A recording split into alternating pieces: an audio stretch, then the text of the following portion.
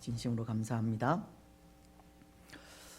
사랑하는 여러분, 오늘 우리는 태어날 때부터 하나님께 바쳐진 나실인이지만 똑같은 죄를 반복하여 지음으로 실패의 실패를 거듭하고 있는 삼손의 또 한 번의 실수이자 돌이킬 수 없는 이 실패의 모습을 생각하고자 하는데요. 오늘 말씀이 전하고 있는 삼손의 실패는 아마도 어릴 때부터 우리가 들어온 이 삼손의 이야기의 대부분인 이 들릴라와의 사랑 이야기로 인해서입니다.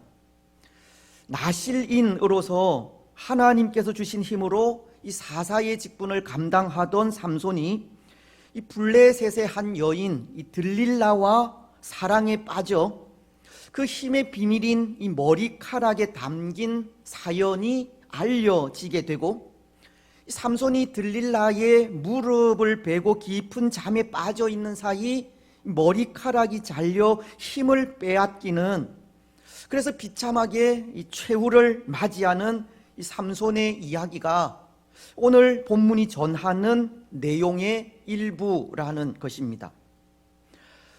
그런데 여러분, 때로 우리는 이 삼손과 들릴라의 이 사랑 이야기를 처음 듣게 되었을 때 어떤 생각을 하였을 것 같습니까?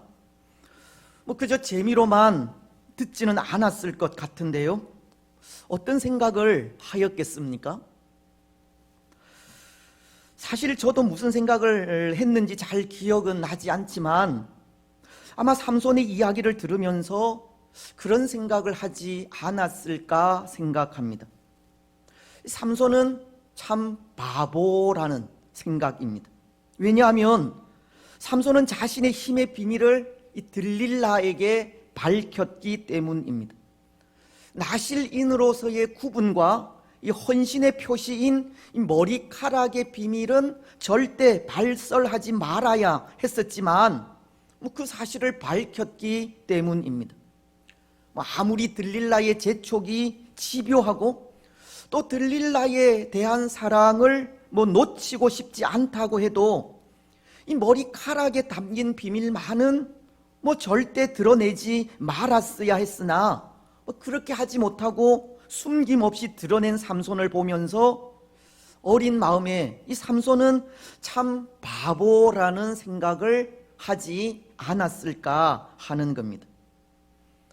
하지만 지금은 한편으로 이 삼손의 심정이 이해가 되기도 합니다.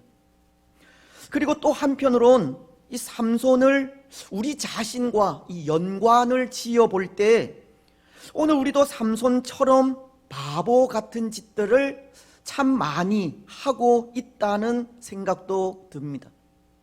먼저 이 삼손이 이해가 된다는 것은 원래 이 남자라는 존재가 이 여자 앞에 한없이 연약한 존재이기 때문입니다.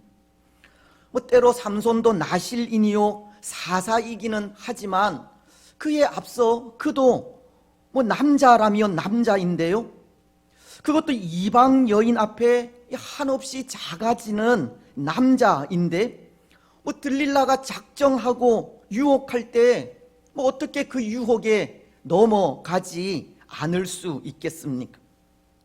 문제는 삼손이 나실인이요 사사로서 그에게 주어진 사명을 너무 쉽게 잊어버리고 유혹에 넘어간다는 것이 문제이지, 삼손도 남자로서 여자 앞에 한없이 연약한 존재라는 것을 생각하면 그런 면에서 이해가 된다는 것입니다.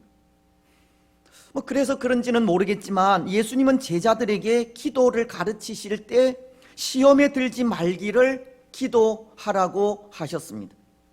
마태복음은 6장 13절을 통해 이렇게 말씀하시기 때문입니다. 우리를 시험에 들게 하지 마시옵고 다만 악에서 구하시옵소서. 여기 시험은 유혹을 의미하는 단어인데요, 이 사단이 주는 유혹에 넘어가지 말라고 하시는 겁니다. 베드로전서는 5장 8절을 통해 이렇게 말씀하지 않습니까? 근신하라, 깨어라. 너희 대적 마귀가 우는 사자같이 두루 다니며 삼킬 자를 찾나니.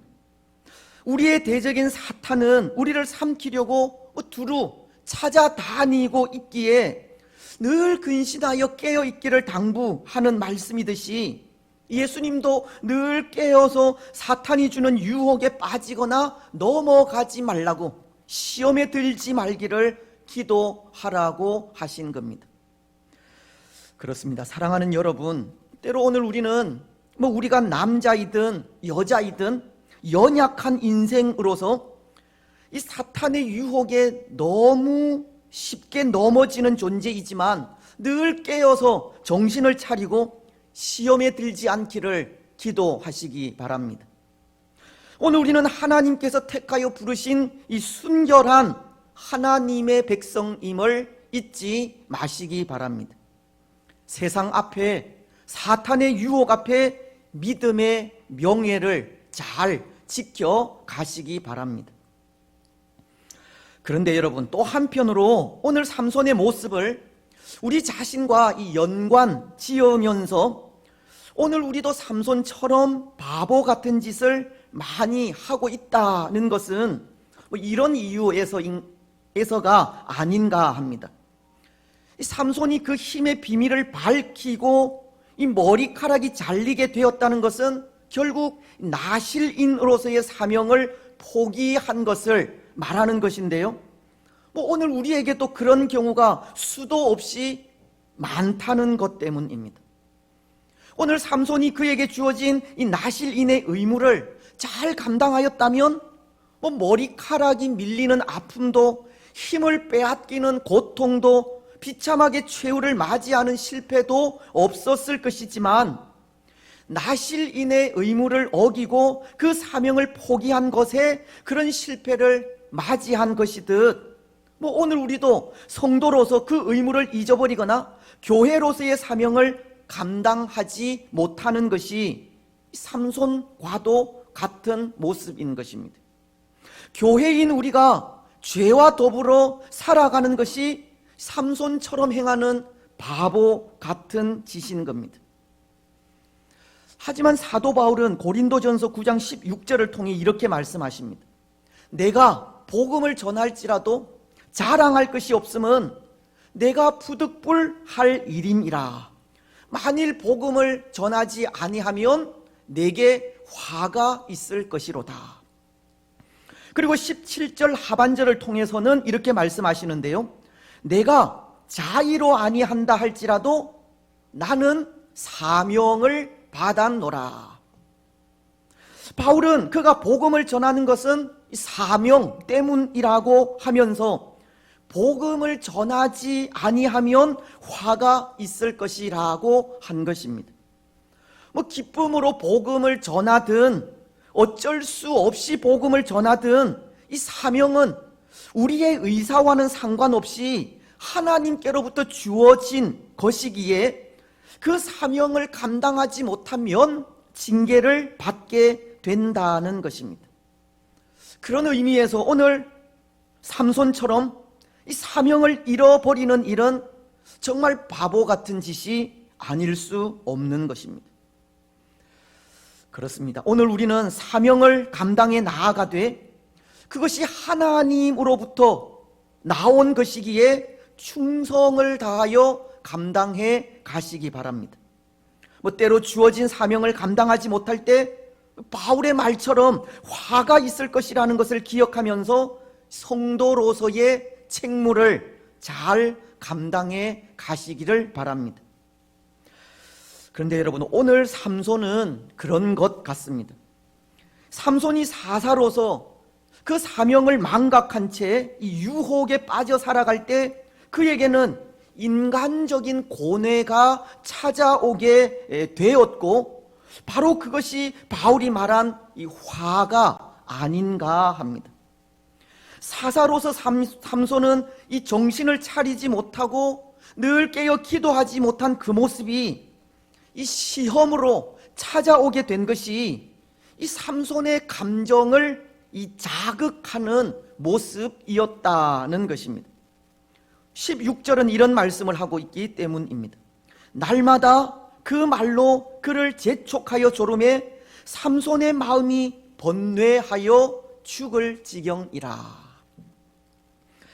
여러분, 지난 주일 우리는 인간적인 욕망을 이기지 못하고 똑같은 죄를 반복하여 행하던 삼손이 또다시 가사에 있는 한 기생의 집에 들어가는 이 장면을 보았습니다. 때로 그 일에 대한 안타까움도, 이 가슴 치는 아픔도, 회개도 없이 그저 죄와 더불어 즐기기 위해 이 기생의 집으로 들어가게 된 것인데요, 하나님은 그런 그에게 또 한 번의 위기를 겪게 하셨습니다. 블레셋 사람들이 그를 죽이기 위해 성문에 매복하여 밤새도록 기다리고 있었기 때문입니다. 하지만 하나님은 그 큰 위기 속에서 도우시는 하나님의 은혜를 간절히 소망하여 부르짖은 이 삼손의 부르짖음을 들으셨는지 또 한 번 큰 능력을 나타내어 주신 것이 삼손에게 성문짝들과 문설주 그리고 문빗장을 빼어 어깨에 메고 헤브론 앞산 꼭대기까지 가게 하셨기 때문입니다. 삼손의 연약함에도 불구하고 하나님은 또 한 번 삼손에게 은혜를 베풀어 주셨다는 것입니다. 여러분, 그렇다면 이런 은혜에 삼손은 비록 그가 사사가 아니고 나실인이 아니라 할지라도 그 삶이 새롭게 변해야 하는 것이 맞는 것 같습니다. 그렇지 않습니까? 그가 사사가 아니라 일반 백성이라 할지라도 그가 받은 그 크신 은혜에 그가 가진 옛 습성과 쓴뿌리들을 다 내어버리는 것이 맞다는 것입니다. 아니, 당연히 버려야 합니다. 하지만 오늘 4절은 이렇게 말씀을 하고 있습니다. 이후에 삼손이 소래골짜기에 들릴라라 이름하는 여인을 사랑하매.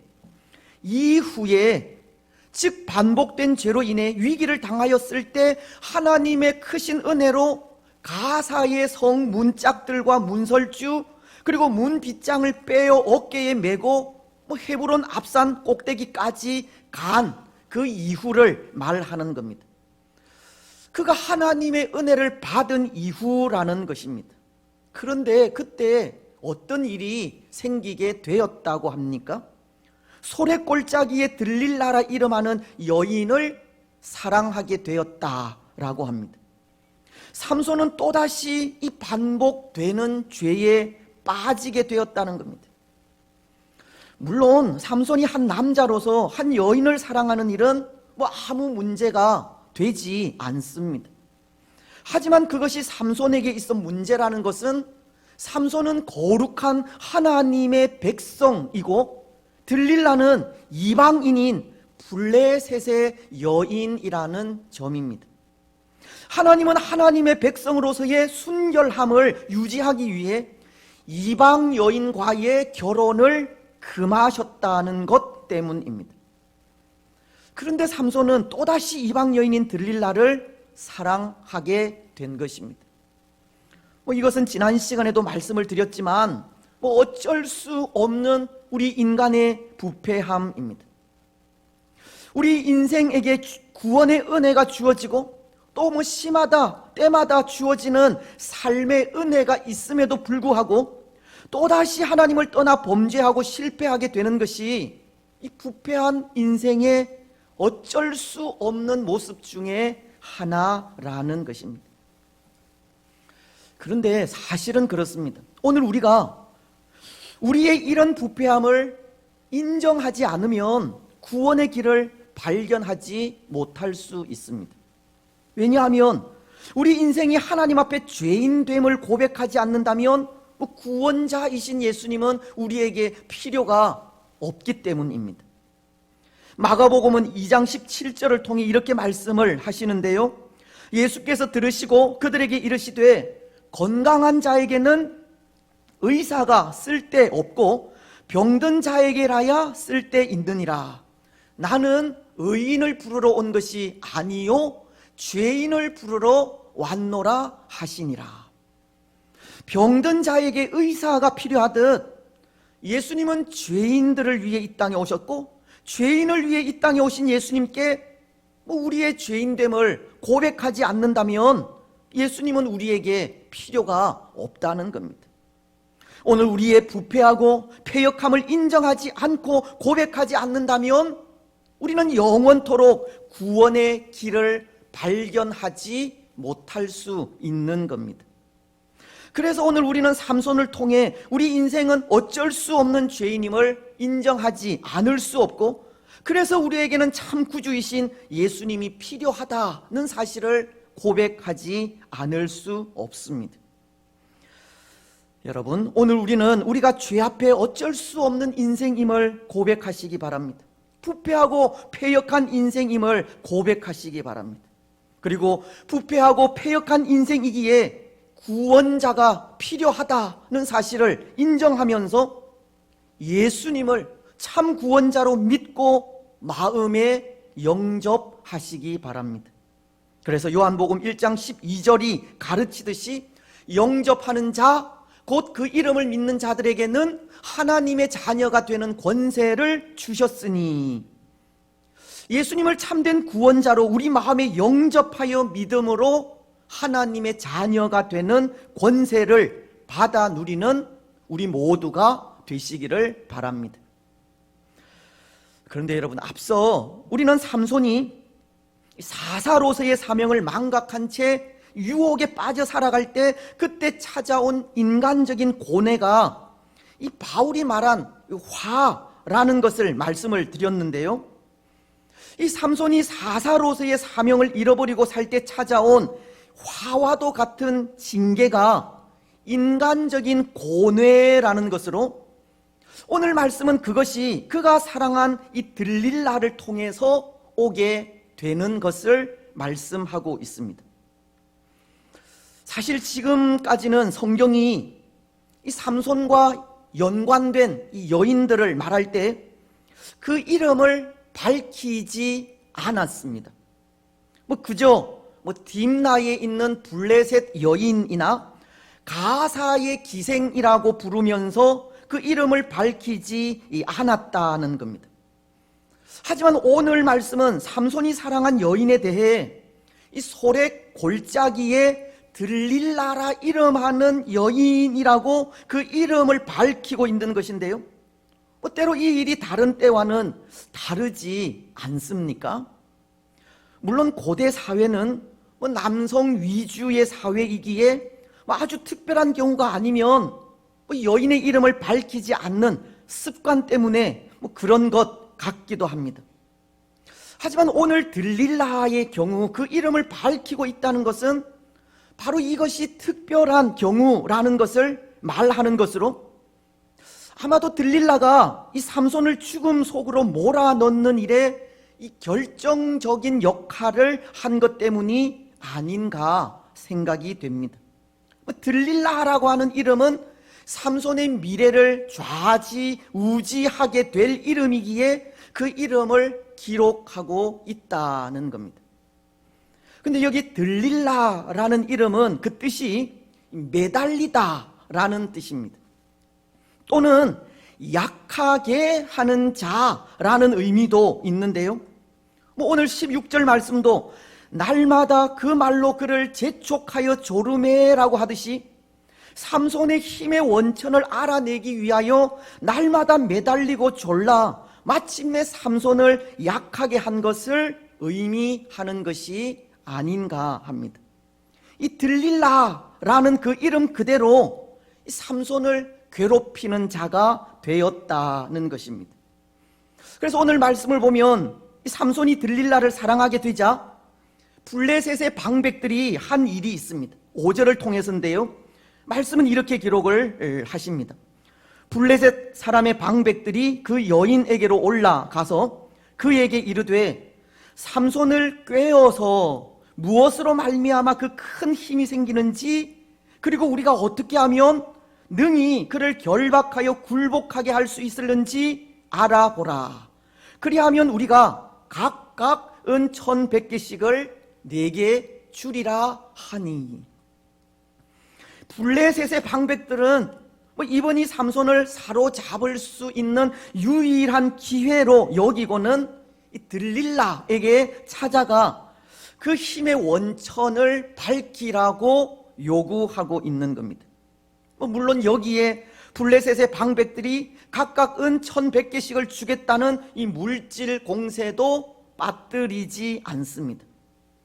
당시 블레셋은 아스돗, 아스글론, 가사, 가드, 에그론, 이 5도시가 동맹을 이룬 그런 나라인데요, 이 5도시의 방백들이 각각 은 1,100개씩을 주겠다고 합니다.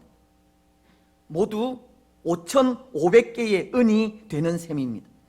지금으로 환산을 한다면 그 금액이 무려 2억 2천만 원쯤 되는 거액입니다. 이런 거액이라면 들릴라의 마음을 흔들어 이 삼손을 유혹하게 하기에 이 부족함이 없는 풍성한 액수인 것 같습니다. 그래서 들릴라는 이 블레셋 방백들의 매수에 이 삼손을 유혹하기 시작합니다. 6절은 이렇게 말씀하고 있기 때문입니다. 들릴라가 삼손에게 말하되 청하건대 당신의 큰 힘이 무엇으로 말미암아 생기며 어떻게 하면 능히 당신을 결박하여 굴복하게 할 수 있을는지 내게 말하라 하니. 때로 들릴라는 참 직설적으로 이 삼손의 힘의 원천을 묻는 것 같기도 합니다. 블레셋 방백들이 요구한 그대로 당신의 큰 힘이 무엇으로 말미암아 생기며 어떻게 하면 능히 당신을 결박하여 굴복하게 할 수 있을는지 내게 말하라고 있는 그대로 말하고 있기 때문입니다. 하지만 이 물음은 이 명령형의 권유형 전미사가 포함된 형태로 애걸하고 이 부탁하는 그런 말입니다. 이것을 다르게 번역하면 이렇게 번역할 수 있습니다. 만일 당신이 나를 사랑한다면 내가 가진 궁금증을 풀어주기 위해 내게 그 비밀을 상세하게 설명해 달라.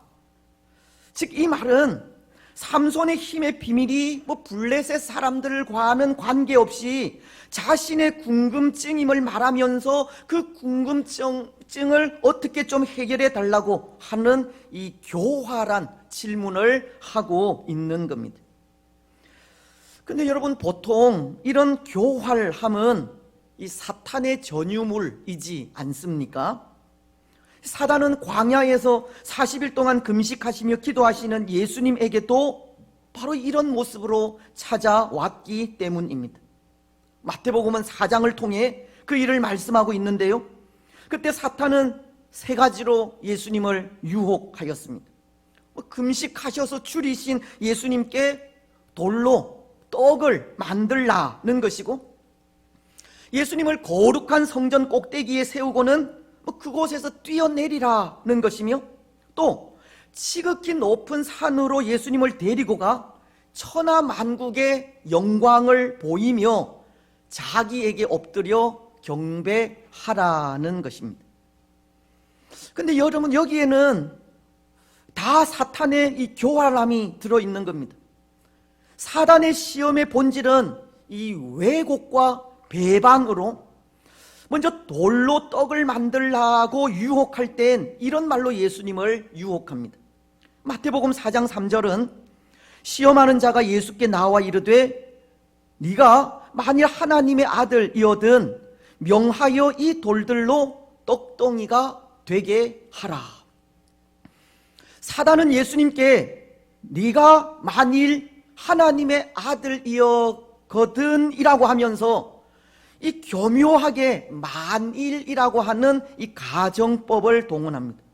일반적으로 가정법은 사실이 아닌 일이나 불가능한 것을 사실이나 가능한 것처럼 전제하는 화법이듯이 사단은 예수님이 하나님의 아들이며 무한한 능력을 가진 분이심을 알면서도 마치 모르고 있는 것처럼 질문하여 이 자신의 유혹에 빠지도록 한 것입니다. 두 번째 유혹도 그렇습니다. 마태복음 4장 6절은 이렇게 말씀하는데요. 이르되 네가 만일 하나님의 아들이어든 뛰어내리라. 기록되었으되 그가 너를 위하여 그의 사자들을 명하시리니 그들이 손으로 너를 받들어 발이 돌에 부딪히지 않게 하리로다 하였느니라. 사단은 또 교묘하게 하나님의 말씀을 인용하여 만일 예수님이 하나님의 아들이면 이 높은 곳에서 떨어져도 돌에 부딪히지 않게 하실 것이 아니냐고 이 예수님을 부추기고 있는 겁니다. 이 세 번째 유혹은 그런 의미입니다. 마태복음 4장은 8절로 9절을 통해 마귀가 또 그를 데리고 지극히 높은 산으로 가서 천하 만국과 그 영광을 보여 이르되 만일 내게 엎드려 경배하면 이 모든 것을 내게 주리라. 앞선 두 번의 유혹이 실제적인 사실을 바탕으로 한 가정법이라면 이 세 번째 유혹은 앞으로 될 일을 가정한 것으로 만약 예수님이 사단에게 경배한다면 천하 만국의 모든 영광을 주겠다고 하면서 하나님 이외에 다른 신을 섬기지 말라고 하신 제1계명을 정면으로 거스르는 이 사악한 요구를 하고 있는 겁니다. 결국 사탄의 유혹은 하나님의 말씀을 왜곡되게 전하고 교묘하게 바꾸어서 하나님으로부터 멀어지게 하려는 의도가 담겨져 있는 겁니다. 오늘 들릴라가 이 삼손에게 요구하는 것도 마찬가지라는 겁니다. 들릴라는 교활하게도 블레셋 방백들의 요구를 마치 자기의 궁금증인 양 말하면서 삼손의 힘의 원천을 알려달라고 유혹하고 있는 겁니다. 때로 그것이 자신에 대한 삼손의 사랑인 양 생각하게 한 것입니다. 그런데 여러분, 이런 일이 한 번으로 그쳐진 것이 아니지 않습니까? 삼손은 자신의 힘의 원천을 말하는 것은 그것이 하나님과의 관계이기에 어떻게 하든 다른 이유를 대며 피해가려 하지만 들릴라는 그 이름 그대로 끈질기게 매달리며 가르쳐 주기를 요구하기 때문입니다. 그래서 16절이 이렇게 말하고 있는 겁니다. 날마다 그 말로 그를 재촉하여 조르매 삼손의 마음이 번뇌하여 죽을 지경이라. 삼손은 들릴라의 요구로 인해 그 마음이 번뇌하여 죽을 지경이 되기까지 괴로워하고 고민하게 된 것입니다. 이 들릴라의 집요한 요구에 이 삼손의 마음이 얼마나 힘들고 고통스러웠는지 그 정도가 죽을 지경에까지 이르게 되었다는 것입니다. 그리고는 결국 그 힘의 원천이 어디에서부터 나는지 진심을 드러내어 말하기까지 합니다. 17절 상반절은 이렇게 말하고 있기 때문입니다. 삼손이 진심을 드러내어 그에게 이르되. 이 삼손은 들릴라의 집요하고도 끈질긴 요구에 이 마음속의 비밀을 전부 드러내게 된 것입니다. 그런데 여러분, 삼손이 이렇게 진심을 드러내어 그 힘의 원천을 밝히기까지 바로 이것이 사명을 잃어버린 삼손이 당한 화요, 징계라는 겁니다.